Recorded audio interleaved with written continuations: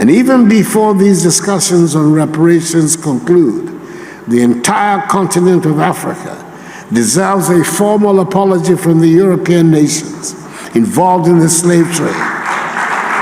Ghana's leader has been vocal in calling for reparations and used his speech to the UN General Assembly this year to demand more acknowledgement of the impact of colonial exploitation.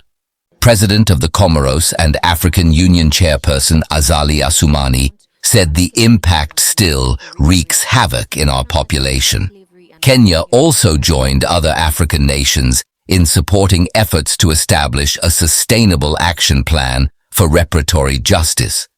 Reparatory justice is about rectifying and transforming systemic and structural injustices that were established by past injustices and crimes against humanity.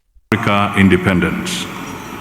As a people of African descent, we now have an inordinate opportunity to collectively craft effective strategies for building a united front through strengthening collaboration amongst African nations, the African in diaspora, and other key stakeholders to advance the cause of justice and reparations for Africans that is long overdue. It's worth recalling that the African descendants who left in chains or born by those heroes have today become an inspiration of their countries of origin. Reparations by exploring different models of reparatory justice to ensure that timely compensation timelessly. I therefore make a clarion call on our academia. Help us dig the truth through in-depth research. This will aid us move away from calibrated literature that perpetuates untruth.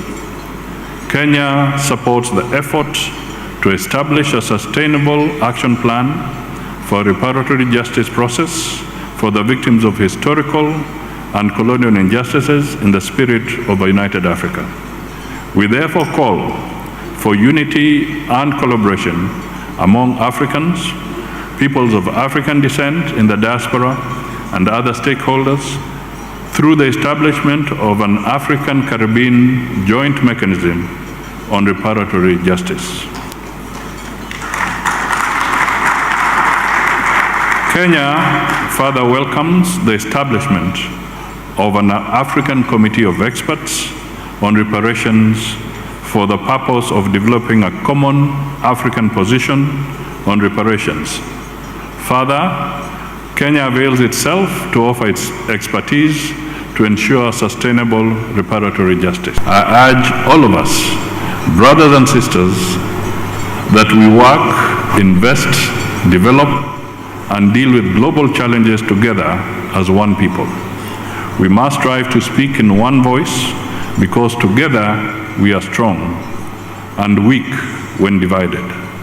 As I conclude, may I urge each of us to work together, condemn in the strongest terms possible the colonial injustices and modern-day slavery as we pursue reparations for fellow Africans who fought for independence by building a united front to advance the cause of justice and the payment of reparations to Africans.